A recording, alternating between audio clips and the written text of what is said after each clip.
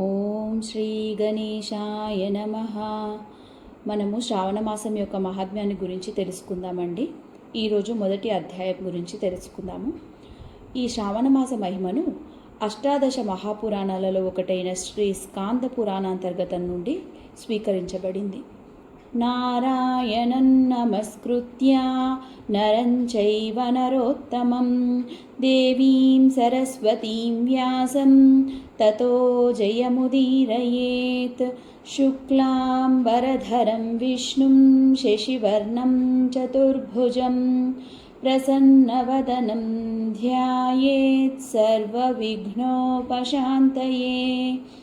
వ్యాసం వసిష్ఠనప్తారం శక్తేః పౌత్రమకల్మషం పరాశరాత్మజం వందే శుకతాతం తపోనిధిం. వ్యాసాయ విష్ణురూపాయ వ్యాసరూపాయ విష్ణవే నమో వై బ్రహ్మనిధయే వాసిష్ఠాయ నమో నమః. అవికారాయ శుద్ధాయ నిత్యాయ పరమాత్మనే సదైకరూపరూపాయ విష్ణవే సర్వజిష్ణవే.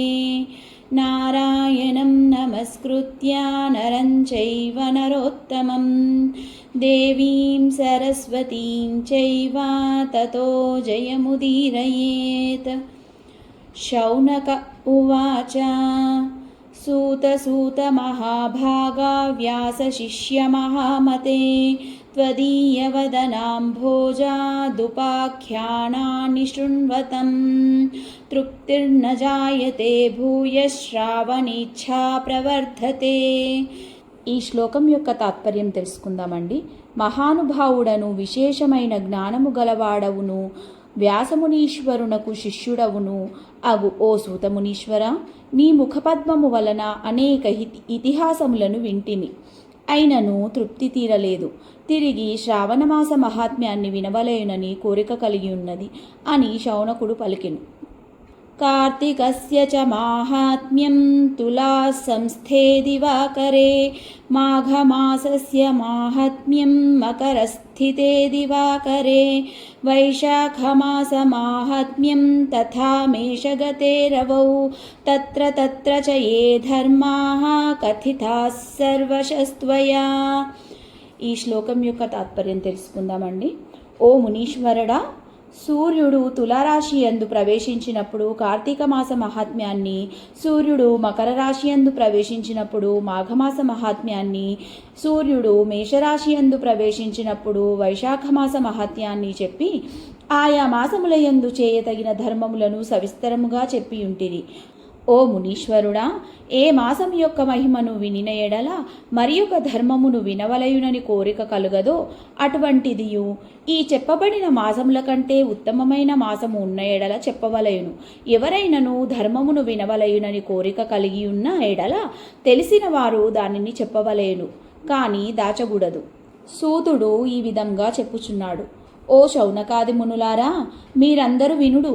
మీకు అందరికీ నాయందు ఉన్న గౌరవం వలన సంతసించి తిని ఇంత శ్రద్ధ కలిగి ఉన్న మీ ఎదుట సర్వమును చెప్పెదను గాని రహస్యంగా ఉంచువాడను కాను.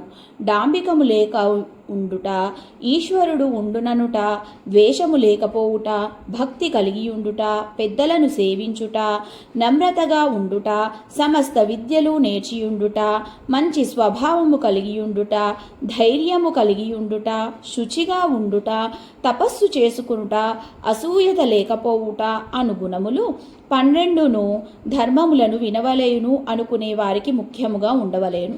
కాబట్టి అట్టి సమస్త గుణములు మీ యందు ఉన్నందువలన సంతోషించి యథార్థముగా అంతయు మీకు చెప్పదలచిన వాడనైతిని. ఓ మునులారా, మిక్కిలి జ్ఞాన సంపన్నుడైన సనత్కుమారుడు ధర్మములను తెలుసుకొన నిశ్చయించిన వాడై ఈ ప్రకారముగా అడిగెను. సనత్కుమారుడు ఈ విధంగా అడుగుచున్నాడు. దేవతలకు దేవుడను మునీశ్వర్లచే ధ్యానము చేయతగిన పాదపద్మములు కలవాడవునగు ఓ సాంబమూర్తి, అనేకమైన వ్రతములు ధర్మములు సవిస్తరముగా నీ వలన వినియుంటిని. అయినను ఇప్పుడు నా మనస్సునందు మరి ఒక కోరిక కలదు. అది ఎట్లనగా 12 మాసములలోనూ శ్రేష్టమైనదియు మీకు ప్రియమైనదియు సమస్త కర్మలకు ఫలమునిచ్చునట్టి మాసమును గురించి వినవలయునని కోరిక జనించుచున్నది. ఓ స్వామి, ఇతర మాసములయందు చేయునట్టి కర్మ ఏ మాసమందు చేసిన విశేష ఫలమును ఒసగునో అట్టి మాసమును ఆ మాసమునందుండెడి సమస్త ధర్మములను చెప్పి లోకులను తరుంపచేయు అనుగ్రహము కలవాడవు అగుమని సనత్కుమార మునీశ్వరుడు ఈశ్వరునితో పలికెను. ఈశ్వర ఉవాచ అంటే ఈశ్వరుడు ఈ విధంగా పలుకుతున్నాడు. బ్రహ్మ మానసపుత్రుడవగు ఓ సనత్కుమార, నీ యొక్క శుశ్రూష చేతను భక్తి చేతను సంతోషించి తిని నే చెప్పెడు ధర్మము రహస్యంగా ఉంచతగినది అయినను చెప్పెద వినుము. 12 మాసములలోనూ శ్రావణ మాసము నాకు చాలా ప్రియమైనది. దాని మహిమ వినదగినది గాన శ్రావణ మాసమని పెద్దలచే నుడవబడి ఉన్నది. శ్రవణ నక్షత్రంతో కూడిన పూర్ణిమ గలదు కాబట్టి శ్రావణ మాసమని చెప్పబడుచున్నది. ఏ మాసం యొక్క మహిమ వినబడినంత మాత్రముననే ఫలమునిచ్చుచున్నదో అందువలననే ఆ మాసము శ్రావణ మాసమని చెప్పబడుచున్నది. ఆకాశము వలె నిర్మలమైనది కాబట్టి శ్రావణ మాసమునకు నభ అని పేరు వచ్చినది. ఆ మాసమునందుండు ధర్మములను లెక్కపెట్టుట ఈ భూమి యందు ఎవడునూ సమర్థుడు కాడు. ఈ శ్రావణ మాస మహిమను సర్వమును చూచుటకు బ్రహ్మదేవుడు 4 ముఖములు కలవాడయ్యెను. దేవేంద్రుడు 1000 నేత్రములు కలవాడయ్యెను. ఈ శ్రావణ మాసము ఫలమును చెప్పుటకు ఆదిశేషుడు 2000 నాలుకలు కలవాడయ్యెను. మరియు ఇది అది అని విశేషముగా చెప్పనేలా ఈ మాసం యొక్క ఫలమును చెప్పుటకు ఈ ప్రపంచంలో ఎవరునూ సమర్థులు లేరు. ఓ మునీశ్వరుడా, శ్రావణ మాస మహిమలో 16వ వంతు మహిమనైనను ఇతర మాసములు పొందలేవు.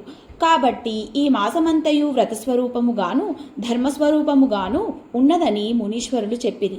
ఈ శ్రావణ మాసమునందు ఒక దినమైనను వ్రతము లేని దినము లేదు. ఈ మాసమునందు తిథులన్నీయూ వ్రత దినములైనవి. ఈ శ్రావణ మాస మహిమను గురించి చెప్పినదంతయు యథార్థమే గాని స్తోత్రము కాదు. ఆర్తులు, జ్ఞానేచ్ఛగల భక్తులు, ప్రయోజనమును అపేక్షించువారు, మోక్షాపేక్ష గలవారు ఈ 4 విధములైన వారును తమ తమ కోరికలను పొందుటకు ఈ శ్రావణమాస ధర్మములను ఆచరించవలెను. సనత్కుమారుడు ఈ విధంగా పలుకుచున్నాడు. ఓ సాంబమూర్తి, ఈ శ్రావణమాసమునందు ఒక వారమైనను ఒక తిథి అయినను వ్రతము లేనిది కాదు.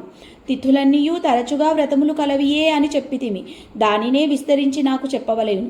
ఏ తిథియందు ఏమి వ్రతము కలదు, ఏ వారమునందు ఏమి వ్రతము కలదు, ఆయా వ్రతములను ఎటువంటి వాడు చేయవలెను, చేసినందువలన ఏమి ఫలము కలుగును, చేయు విధానం ఎటువంటిది, ఈ శ్రావణమాస వ్రతములను పూర్వమందు ఆచరించిన వారెవరు, ఉద్యాపనము చేయుట ఎట్లు, ఏ దేవతను పూజించవలెను, ఆ పూజకు సామాగ్రి ఏమిటి.